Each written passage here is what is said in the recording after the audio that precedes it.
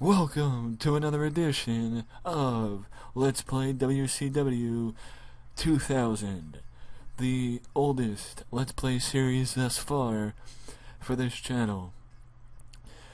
And as you can tell, we're starting in a different place than we normally do, and the reason is twofold. Because the next pay-per-view for WCW comes to you live on the 10th of February, and it will be another incarnation. The 13th of February. Whatever. It comes to you February week 2, and it is the newest incarnation of the longest reigning pay-per-view next to Starrcade, and that is Super Brawl. But this year is unlike any other year because this is Super Brawl Revenge. As the company continues to be repackaged, and we will have another pay-per-view at the end of the month, and it is entitled One Night Only, The Night of the Legends. And as you can tell, Eddie Guerrero will face Mang, Road Warrior Animal will go against Scott Steiner, Flair against Jarrett, and Harlem Heat versus the Outsiders will all happen on that night. But also on that night, legends will be honored, and for the first time since 1994, a class will be inducted into the WCW Hall of Fame. And I will put it this way, that class is to make up for lost time, and one or two of the members that are in the Hall of Fame or were inducted this year were already inducted in real life previously, but will be announced in 3 weeks, in a month's time, when we go live for One Night Only, the Night of the Legends, in 1 month. And that will be the second pay-per-view of February, as once again change comes through WCW. And yes, if you're curious, you will see a battle royal on that night with former WCW alumni, or at least I will try and have a battle royal on that night with such legends. But also the reason why, other than showing you the upcoming pay-per-views and butchering that, the reason why we were here is because starting here instead of the normal screen is because of these three notifications right here. The final chance to begin contract talks with Shane Douglas, Perry Saturn, and Chris Benoit, respectively. If you remember WCW 2000, the night after Sold Out, which this is actually the night after Mayhem, the night after Sold Out, 4 people famously walked away from the company: Saturn, Malenko, Benoit, and Guerrero. But also, Douglas walked away from the company, and there was talk of Kidman, Conan, and Mysterio also walking away from the company, but they decided to stay.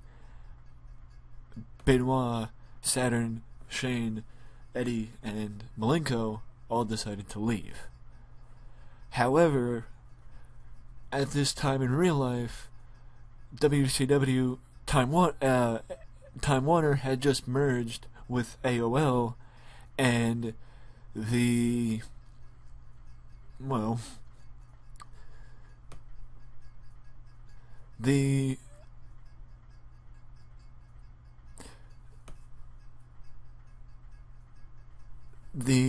management status of WCW back during this time was like as messed up as Zack Ryder losing the Intercontinental title one day after winning it. I'm not saying I don't like The Miz, I'm just saying could have given him a little longer. But either way, the reason why you don't see Eddie Guerrero or Dean Malenko here is because Ted Turner, the official owner of WCW, there's no interference from the jackasses, the other, jackasses who, run with Time Warner. But Ted Turner stepped in and re-signed Dean Malenko and Eddie Guerrero, and that is why this match is happening tonight between Eddie Guerrero and Chris Benoit. But now, without further ado, and before I can butcher any more, let's jump into tonight's broadcast of Monday Nitro. Live from Duluth, Georgia, in the Duluth Entertainment Center. Yes, that's how you say it, Duluth, because WCW actually had previously run shows in Duluth, and possibly even Ring of Honor has as well. I don't remember. I know WCW has, though. But either way, let's head to the pre-show as Canyon faces Reno in the first match on the pre-show. And though the crowd heat was non-existent and the wrestling wasn't that good, Canyon came out the victor after a Northern Lights suplex. What a basic finisher. And then we head to the second pre-show match as we have a 6-man tag team match with Jim Duggan, Buzzkill, and Steve Armstrong going up against Hugh Morris, The Wall, and Chuck Palumbo. And the babyfaces win as Duggan's team, as Buzzkill hits The Wall with a Russian leg sweep. And speaking of The Wall, him and Steve Armstrong were tied with the lowest in-ring performance of the match. Actually, no, Chuck Palumbo with a 27 took the cake on the lowest performance in the match.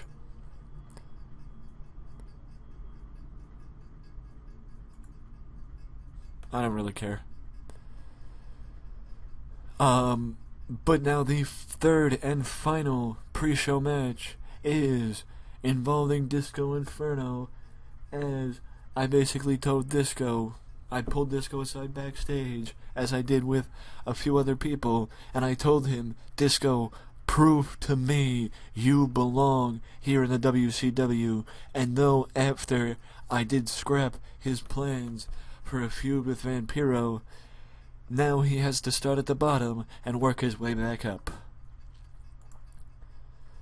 But now, jumping into the broadcast as the NWO, which includes not only their new member Mid-Asia, but also the new WCW World Champion, Scott Steiner, coming out to celebrate Steiner's victory from last night at Mayhem.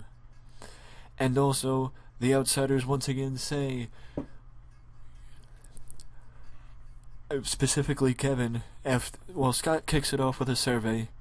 Then Kevin takes over and talks about how they still have nothing to prove to the Harlem Heat and will never get back in the ring with Booker T and Stevie Ray because there's nothing they have to prove to them or to them, as they point to the people here in Duluth. And then Steiner takes the mic over from Kevin and says, I said it, and I did it.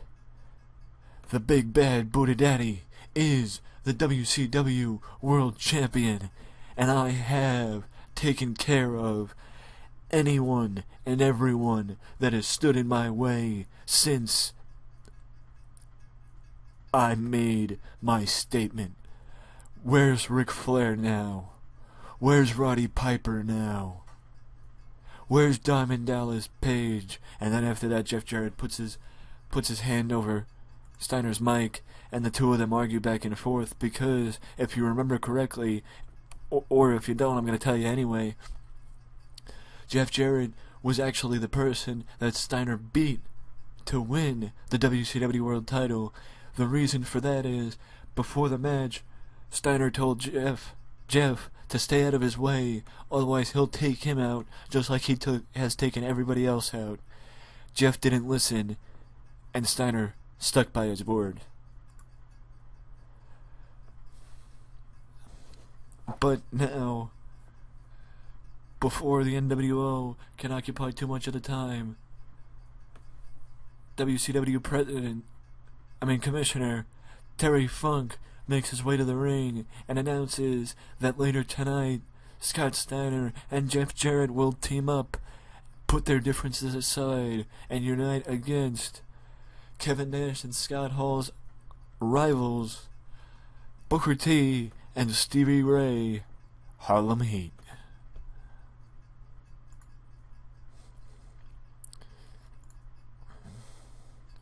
And now we move forward, as it is a number one contendership match to crown, well, the number one contender for the Cruiserweight Championship, as Juventud Guerrera defeats Lash LaRue and Kaz Hayashi, as Juvi puts in a staggeringly different in-ring performance compared to LaRue and Kaz Hayashi, or well, compared to LaRue, not so much the Kaz Hayashi. Now we move to the next match tonight, as Bryan Adams, the infrequently used Bryan Adams, goes up against Konnan.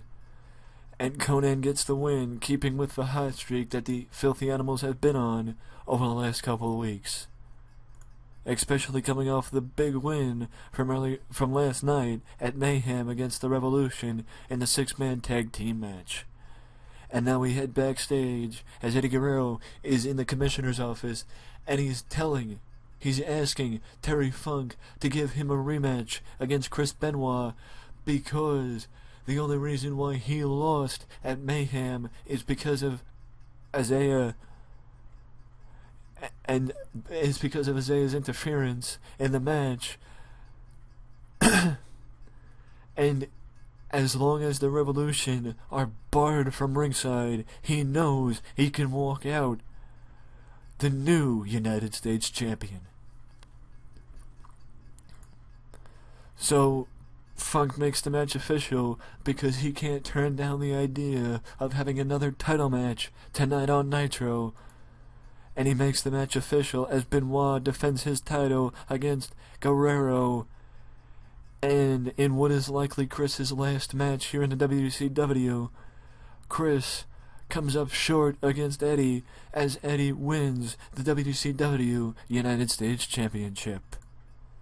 And following the match, Chris Benoit walks over to Eddie and shakes hands with Eddie as a sign of respect, and then leaves the ring, allowing Eddie to celebrate in the ring with his newly won United States Championship. But just from out of nowhere, Jimmy Hart comes out, and distracts Eddie Guerrero, and then from behind, Eddie gets jumped by Meng, as Meng locks in the Austrian spike, or the tongue and death grip. He locks in the tongue and death grip on Guerrero, and leaves Guerrero down and out and then Meng proceeds to pose with Guerrero's newly won United States title, and then he drops the title right on Guerrero and walks out. I guess it's been made official.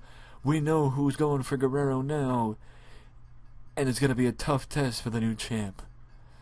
Now we move forward, as the next match is Ice Train going up against the Total Package Lex Luger, as the Total Package gets the victory over Ice Train. This is the first time since the beginning of the year that Luger has been featured on Nitro. I'll tell you why, and the reason for that is he needs to be seen more, because it's not fair to him. But now we move forward as Gene Okerlund is standing by with Booker T and Stevie Ray, as we find out, as Gene Okerlund asks Booker T and Stevie Ray's thoughts on what we heard from Kevin Nash and Scott Hall earlier tonight. Stevie takes the mic and just says, "We don't care which members of the NWO we face, but because either way, me and my brother are gonna show exactly why Harlem Heat is the best tag team in WCW." And then Booker takes over and said, "It don't matter if it's Booker, if it's Jeff Jarrett, Scott Steiner, Kevin Nash, Scott Hall. It don't matter who it is. If those suckers are too afraid of us, then we'll just beat their partners." Now can you dig that? Sucker. But before we head back to the ring, we move backstage as Terry Funk is shown on his cell phone talking to someone. We don't know who it is, but Terry Funk doesn't seem happy. But either way, the mystery sounds intriguing. And now we head to the semi-main event tonight as Harlem Heat goes up against Jeff Jarrett and Scott Steiner. And Scott Steiner and Scott Steiner and Jeff come up short against Harlem Heat as Scott Steiner walks out on the match and leaves his tag partner to lose. But then he comes back. But then Steiner comes back. He leaves his tag team partner to lose the match. But out of anger and frustration, Jeff Jarrett jumps Booker T following the match, and then Kevin Nash and Scott Hall, along with Scott Steiner, run in and ambush Stevie Ray. And now it's a 4-on-2 mugging of the attack on Harlem Heat. Ambush. A 4-on-2 ambush of Harlem Heat by the NWO. And it doesn't take long for the numbers game to get the better of Harlem Heat. But you can still sense the tension between Steiner and Jarrett while they're standing in the ring over the down. I apologize. You could still sense the tension between Steiner and Jarrett after the members of the NWO knock Harlem Heat out of the ring and, stand in the ring by themselves. But you can still sense the bickering and the dissension from inside. And now we head to the main event. I just want to say I apologize for the stuttering or the unsureness. I don't want to say unsureness because that's not a word, but either way, we move to the main event. It's DDP versus Sid, and DDP gets the win to get him back on track after coming up short last night at Mayhem. And we head to the final rating of the show from Duluth, Georgia. We get a final rating of a 70. Unfortunately, I do believe that this is the weakest show thus far. And even though we did increase our popularity in 23 regions, unfortunately, we lost popularity in 11. So that doesn't really help us. But still, I think this is the weakest show we've done thus far. So it was bound to happen eventually. A bad show is bound to happen.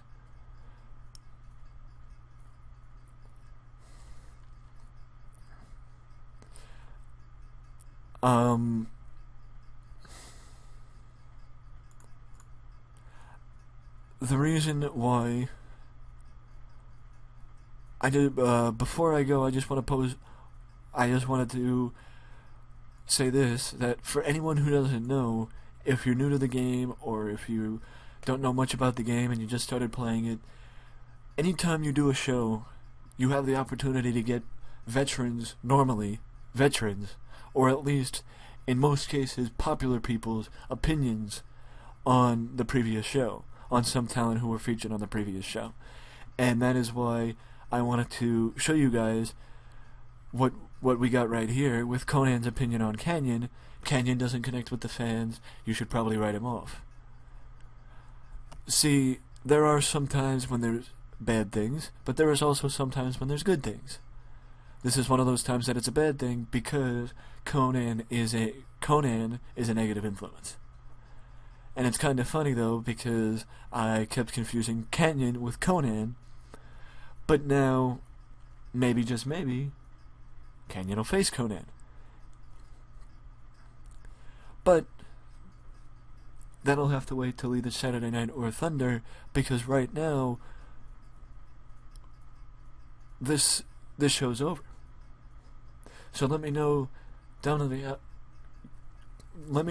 comment section what you liked about the show, what you didn't like about the show, what you would have done different if it was you. And as always, if you like the video, leave a like and subscribe to the channel for more content just like this that you can only find right here at Wrestling Express. Till next time. See you later.